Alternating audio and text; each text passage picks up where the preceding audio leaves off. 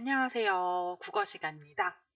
네, 우리 항상 그렇듯이 온라인 VOD 수업 때는 국어나 교과서 필요하죠. 국어나 교과서 258쪽을 펴주시고요. 네, 필기도구 준비해 주시면 되겠습니다. 오, 여러분, 팔이라는 단원 처음 들어가는데 제목을 한번 같이 읽어볼까요? 그렇죠. 인물의 삶을 찾아서입니다. 우리가 기나긴 거의 9번의 우리말 사랑에 대한 7단원을 끝내고 8단원으로 들어서게 되었는데요. 인물의 삶을 찾아서 한번 시작해 보도록 하겠습니다. 자, 교과서 259쪽에 시가 있네요. 제목만 봐도 마음이 따뜻해지는 시인데요. 한번 같이 읽어보도록 하겠습니다.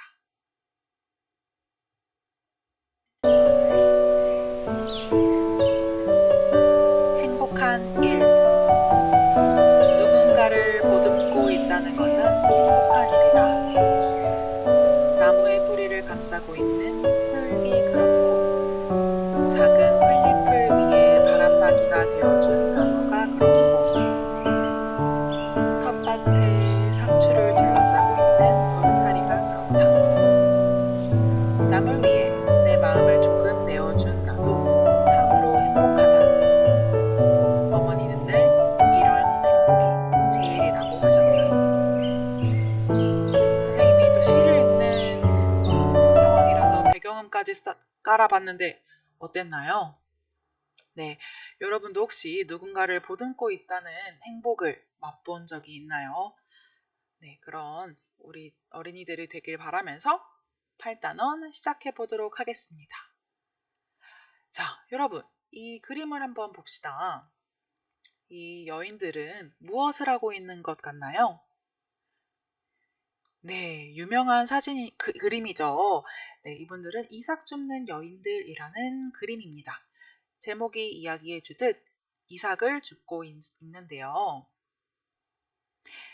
과연 이 그림의 배경이 되는 곳은 어디일까요? 뭔가 보아하니, 아이고, 답이 먼저 나왔지만, 보아하니 이런 초록색 나무들도 있고, 여기 뒤에 사람들이 또 더 있고, 밀집이 많이 쌓여 있죠. 이 그림의 배경이 되는 곳은 바로 밀밭과 시골 마을입니다. 여러분이 보기에 그림 속 이 세 여인의 모습은 어때 보이나요? 어떤 친구들은 지쳐 보인다고 할 수도 있고, 어떤 어린이들은 힘들어 보인다고도 할 수 있지만, 이 곡식들을 수확하는 기쁨을 느낀다고 이야기하는 친구도 있을 수 있겠네요. 그렇다면 여러분이 이 여인의 진짜 생각을 알려면 어떻게 해야 할까요? 그렇습니다. 바로 선생님이 앞서 이야기했듯이 그림이에요. 이 그림은. 그렇기 때문에 이 그림을 그린 사람, 즉 이 화가의 의도를 생각해 보면 이 여인의 생각을 알 수 있겠죠. 우리가 오늘 배울 내용이 이 그림의 이 세 번째 질문과 관련이 있습니다. 오늘 혹시 무엇을 배울지 감이 오시나요?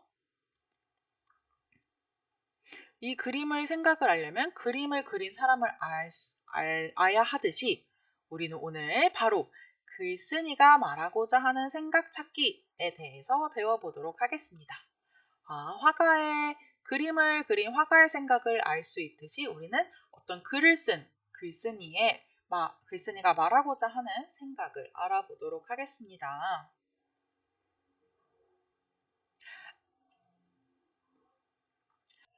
선생님이 이광수라는 사람이 쓴 창시와 나라는 글을 보여줄 거예요.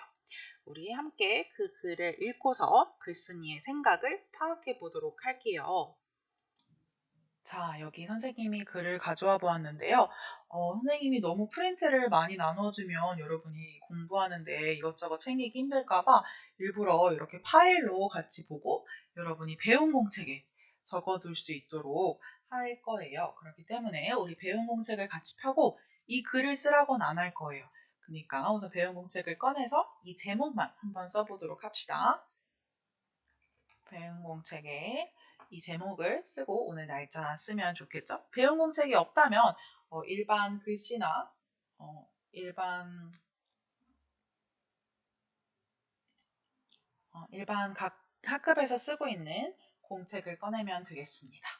네, 공책에 글쓴이의 생각을 파악하며 라는 제목을 쓰시면 되겠습니다. 자, 선생님이 글을 읽어줄 테니 우리 같이 읽어보도록 하겠습니다. 내가 향산이라고 일본적인 명으로 개한 동기는 황송한 말씀이나 천황여명과 독법을 갖지 않은 씨명을 가지자는 것이다. 나는 깊이 내 자손과 조선민족의 장래를 고려한 끝에 이리하는 것이 당연하다는 굳은 신념에 도달한 까닭이다. 나는 천황의 신민이다. 내 자손도 천황의 신민으로 살 것이다. 이광수라는 씨명으로도 천황의 신민이 못 될 것이 아니다. 그러나 향산광랑이 조금 더 천황의 시민답다고 나는 믿기 때문이다. 내선일체를 국가가 조선인에게 허하였다. 이에 내선일체 운동을 할 자는 기실 조선인이다. 조선인이 내지인과 차별 없이 될 것밖에 바랄 것이 무엇이 있는가? 따라서 차별을 제거하기 위하여서 온갖 노력을 할 것밖에 더 중대하고 긴급한 일이 어디 또 있는가? 성명 3자를 고치는 것도 그 노력 중에 하나라면 아낄 것이 무엇인가? 기쁘게 할 것 아닌가? 나는 이러한 신념으로 향산이라는 시를 창설했다. 아, 여러분 너무 어렵죠?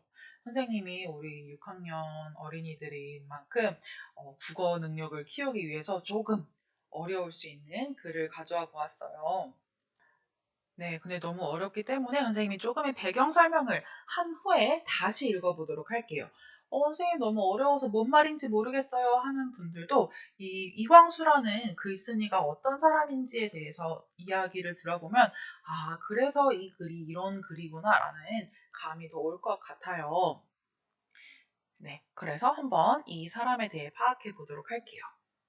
자, 그거에 앞서서 나중에 다시 읽을 때 우리는 이 질문에 대한 답을 할 거니까 이것도 생각하면서 먼저 뒤에 들어봅시다. 네, 글쓴이가 읽느니, 즉 우리 또는 그 당시 사람들에게 하고 싶은 말이 무엇일지, 또 글쓴이의 생각에 대한 나의 생각은 어떨지에 대해서 생각해 보기 위해서 우리 이 글쓴이에 대해서 알아볼게요. 바로 이분이 이광수 씨인데요. 네, 이광수 씨는 어느 시대 사람인가? 창씨개명 우리 작년 5학년 때 배웠던 일제강점기 시대에 일본이 펼쳤던 정책 기억하나요? 바로 우리 민족의 문화성을 없애기 위해서 창씨, 우리 보통 뭐 이 땡땡, 뭐 김 땡땡, 박 땡땡, 뭐 줄 땡땡 이렇게 성씨를 쓰고 있는데 그 성을 바로 일본 성 한자로 바꾸도록 한 것이 창씨 개명입니다. 그거에 대한 글을 쓴 것이 바로 이 창씨와 나에 대한 글이었는데요. 이광수 분은 와세다 대학교, 일본에 있는 유명한 대학교를 졸업했습니다. 공부도 잘했는데 아이들을 가르치고 소설을 썼어요. 그리고 우리 안창호의 제자로 임시정부에서 일하면서 광복을 위해서 힘쓰신 분입니다. 소설가인데 희대의 천재라는 소리를 들을 만큼 아주 출중한 실력을 가지면서 우리의 광복을 위해서 노력하신 분이 이광수입니다. 그런데 처음엔 그랬는데 나중에 친일파로서 일본을 찬양하게 됩니다. 즉 일본인이 되자라고 생각을 한 거죠. 조금 위험한 생각이죠. 이분은 처음에는 임시정부에서 일했지만 나중에는 진짜 일본이 능력이 있고 출중하기 때문에 일본인이 되자라고 글을 쓴 사람이에요. 그렇기 때문에 우리는 이분의 글을 비판 없이 읽으면 잘못된 생각에 빠질 수 있는 거죠. 그렇기 때문에 우리는 글쓴이의 생각을 더욱더 파악해야 되는 거예요. 이러한 배경 상황을 가지고 다시 읽어보면 조금 비판적으로 읽어볼 수 있겠죠. 아무 생각 없이 읽으면 아까 이광수 씨의 글을 정말 우리 이렇게 문화적으로 일본인의 계략에 놀아나게 되는 거겠죠. 네, 그래서 이거를 바탕으로 다시 한번 이 글을 읽어보도록 하겠습니다. 네, 이광수가 쓴 신문에 있는 창시화나예요. 향산이라고 일본적인 명으로 개한 동기, 즉 일본 명으로 창씨 개명한 동기는 황송한 말씀이나 천황 어명과 독법을 같이 하는 실명을 가지자는 것이다. 즉 일본의 위대하신 천황과 시를 같이, 즉 이름을 같이 하는 거니 좋은 거다. 나는 깊이 내 자손과 조선민족의 장래를 고려한 끝에 일이하는 것이 당연하다는 굳은 신념에 도달했다. 라고 이야기를 하고 있습니다. 나는 천황의 신민이다. 나는 일본의 신민이다. 내 자손도 일본의 신민으로 살아갈 것이다. 이렇게 일본의 시, 즉 이름을 따는 게 좋다고 찬양을 하고 있죠. 네, 향상관량이 조금 더 천황의 신민답다고 나는 믿기 때문이다. 내선일체, 즉 일본과 조선을 갖게 하는 건데요. 이거를 국가가 조선인에게 허하였어요. 그렇기 때문에 조선인이 내지인 일본인과 차별 없이 될 것밖에 바랄 것이 무엇이 있는가? 따라서 차별을 제거하기 위하여서 온갖 노력을 할 것밖에 더 중대하고 긴급한 일이 또 어디 있는가? 즉 창씨 개명을 하는 것이 오히려 일본이랑 조선 사이에 차별을 제거하기 위함이다. 라고 기쁘게 창설했다. 창씨 개명을 했다라고 이야기를 하는 거죠. 선생님이 이제 이런 비판적인 배경을 가지고 조금의 시간을 줄 건데요. 이거를 바탕으로 여러분은 이 네 질문에 대한 답을 써보면 되겠습니다. 다시 읽으실 분들은 잠시 여기서 멈춤을 하고 비판적으로 이 글을 읽으시길 바라고요. 아닌 분들은 선생님이 이렇게 화면을 작게 해줄 테니 배운 공책에 이 네 가지 질문에 대한 답을 쓰면 되겠습니다. 시간은 한 3분 정도 드릴게요. 3분 동안 이 창씨 개명에 대한 일본에게 조금 일본의 그 사상에 넘어간 이광수 씨의 글쓴이의 의도를 한번 파악해 보시길 바라겠습니다.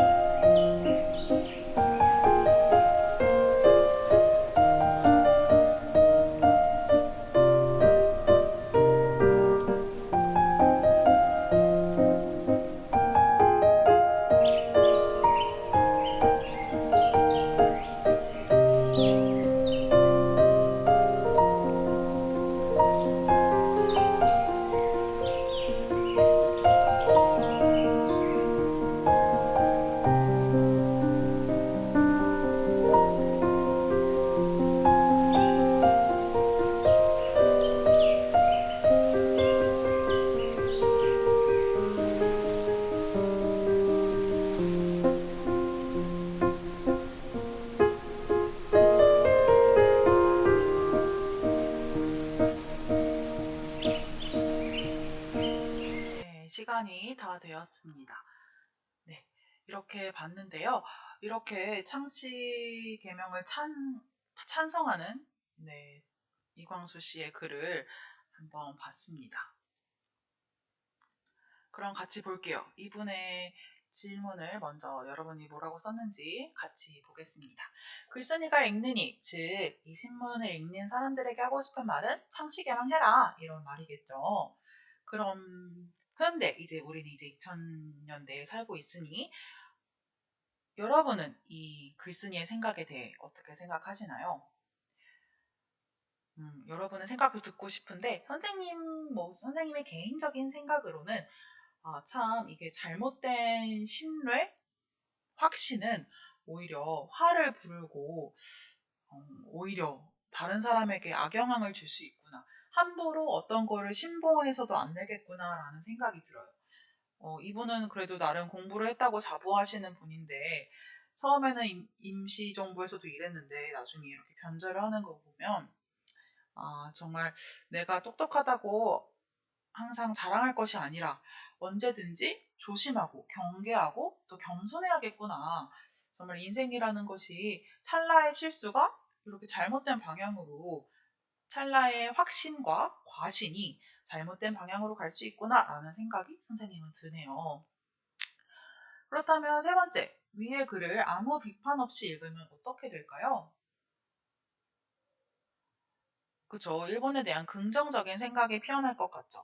아까 그 글에서는 뭐 일본의 황제가 엄청난 일본의 황제를 따라서 성씨를 같이 하는 것만으로 감개무량하다 이런 느낌이었는데 그러면 절대 오히려 잘못된 과오류 해석에 빠질 수 있겠죠. 네 번째, 글쓴이의 생각을 파악하며 글을 읽는 것은 어떤 도움이 되었나요? 그쵸. 이 글쓴이의 생각을 파악하였기 때문에 우리는 이 글을 쓴 목적이 당시 조선 사람들을 창씨 계명에 찬성하게 하기 위한 목적과 의도를 알 수 있었죠. 이것이 바로 우리가 이번 시간에 파악해야 할 내용입니다. 바로 이렇게 글쓴이의 의도를 말하고자 하는 생각을 찾는 것이 아주 중요하다고 할 수 있겠습니다. 네, 그렇습니다. 이제 두 번째 활동으로 넘어갈게요. 이제는 교과서를 다시 펴시면 되는데요. 교과서 261쪽에 있는 책이 주는 선물을 받고 싶은 어린이들에게를 읽어보면서 이번에는 이 글을 글쓴이가 말하고자 하는 생각이 무엇인지 파악하시면서 읽어보면 되겠습니다. 네, 선생님이 천천히 읽도록 하겠습니다. 이야기책을 좋아하니? 나는 이야기를 쓰는 작가야. 책을 읽고 작가가 되는 꿈을 꾸게 되었고 책을 읽으면서 그 꿈을 키웠단다. 너희에게 내가 기억하는 책들을 소개해줄게.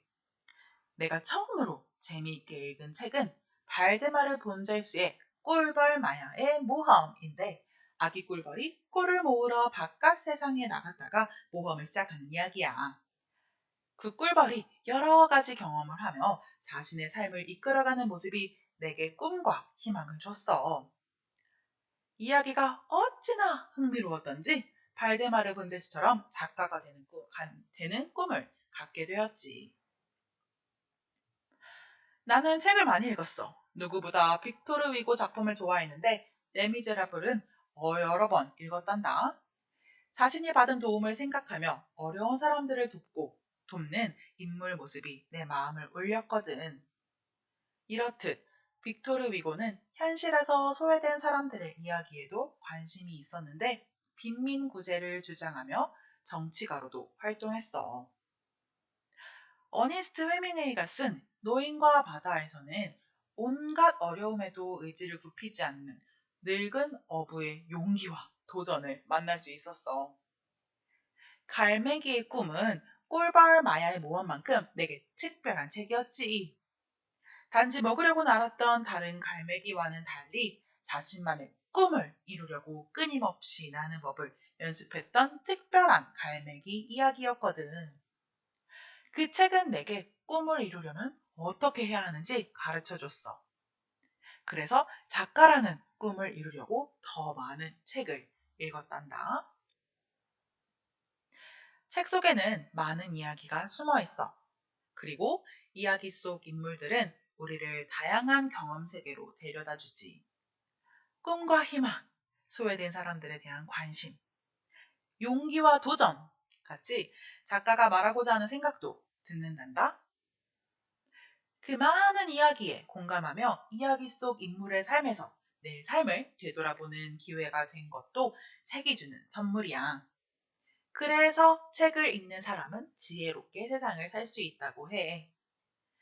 나는 책에서 꿈을 찾았고 꿈을 이루는 방법까지 배웠으니 책이 주는 더 특별한 선물을 받은 거지.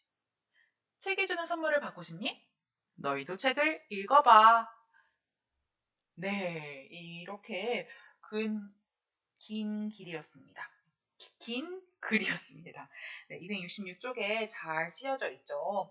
이 글쓴이의 이 작가의 글을 읽으니 선생님도 이 책들을 읽어봤는데 다시 한번 이 글을 읽으면서 이때 예전에 읽었던 감동들을 다시 느껴보고 싶다라는 생각도 드네요. 이런 고전들은 정말 다시 읽어도 또 좋고 또 새로운 지금 선생님 10년 전에 읽었던 것 같은데 10년 전에 읽었을 때 환경과 지금의 환경이 다르잖아요. 그러면 이 고전들은 또 새로운 환경에서 주는 또 메시지가 또 다르게 적용이 되더라고요. 그렇기 때문에 여러분도 이 작가의 뜻에 맞게 책을 읽는 마음과 동기가 되었으면 좋겠습니다. 네, 중요한 것은 이제 글을 읽었으니 교과서 262쪽에 답을 해야겠죠. 네, 교과서 262쪽. 네, 여기인데요. 잠시만요. 선생님이 또 시간을 줄 테니. 네, 페이지 262쪽을 읽고서 선생님 한 3분 이것도 드릴 테니까 여러분 1번, 3번에 1, 2, 3 질문에 답해 보시고요. 4번에 나의 인생책은 무엇인지 4번 밑에 말풍선에 또 적으시면 되겠습니다. 네, 그리고 5번까지 할게요. 5번에 글쓴이가 말하고자 한, 즉 앞에 지금 읽은 이야기가 어떤 글쓴이는 어떤 것을 말하고자 했는지 5번까지 이어서 하시면 되겠습니다. 시간이 막 많은 건 아니라서 우선 3분만 줄 테니까 3분 선생님 부족해요 하시는 분들은 멈춤을 하시고 더 이어서 나중에 영상을 멈춤하시고 같이 답을 맞춰보면 좋겠습니다. 알겠죠? 지금부터 3분 드리도록 하겠습니다. 3, 4, 5번까지 하면 되겠습니다. 시작!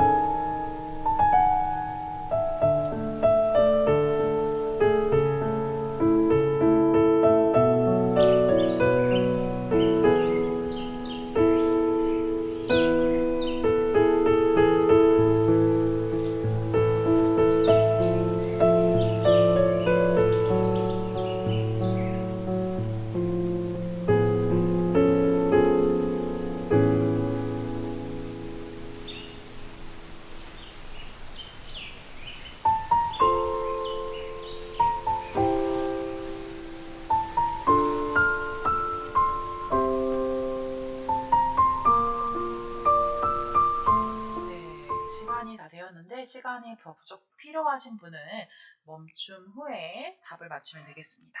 자, 같이 보겠습니다. 262쪽 교과서 3번입니다.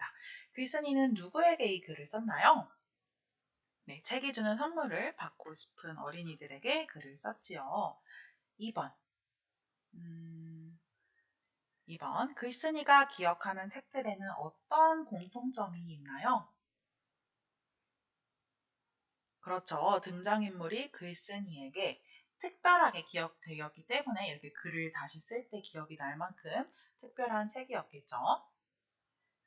네, 3번. 글쓴이는 왜 책을 읽는 사람이 지혜롭게 세상을 살 수 있다고 했을까요? 바로 다양한 경험을 대신 책 작가에 나오는 사람들, 인물들을 대신해서 다양한 경험을 할 수 있기 때문입니다. 네, 답 다 적으셨으면 그리고 또는 작가가 말하고자 하는 생각을 들을 수 있기 때문에 그리고 마지막으로 또한 내 지금 현재 삶에 성찰하고 반영해보면서 내 삶을 되돌아볼 수 있기 때문입니다. 네, 이렇기 때문에 책을 추천하고 지혜롭게 세상을 살 수 있어 라고 이야기하며 적극 추천하고 있지요. 4번, 여러분의 베스트 인생 책은 무엇인가요? 이 친구는 노인과 바다야 온갖 어려움에도 의지를 굽히지 않는 노인의 모습이 쉽게 포기하는 나에게 도움이 될 것 같아 라고 적용을 했죠. 내 삶에. 선생님의 인생책은 이거 조금 웃길 수도 있는데 선생님은 학창 시절에 김연아라는 피겨스케이팅 선수를 너무너무 좋아했어요. 김연아 피겨스케이팅이 너무 멋있고 세계 정상에 서서 멋지게 그 떨리는 올림픽 무대에서도 카리스마 있게 자신의 기량을 펼치는 모습이 너무 멋있었어요. 그래서 이 김연아 선수가 썼던 7분 드라마라는 책이 있었어요. 그 책을 읽으면서 선생님도 그 시절에 수능을 봤어야 했었거든요. 그래서 이 책을 읽으면서 나도 김연아 선수가 세계 사람들 앞에서 멋지게 피겨스케이팅을 하는 것처럼 나도 수능 시험을 멋지게 봐서 김연아처럼 멋진 사람이 되어야지라는 생각을 이 책을 읽으면서 계속 그리고 뭔가 지치고 힘들 때마다 이 책을 읽으면서 힘을 다졌던 기억이 있네요. 여러분이 여기 어떤 책을 썼을지 궁금하네요. 네. 그래서 글쓴이가 이렇습니다. 세 번째.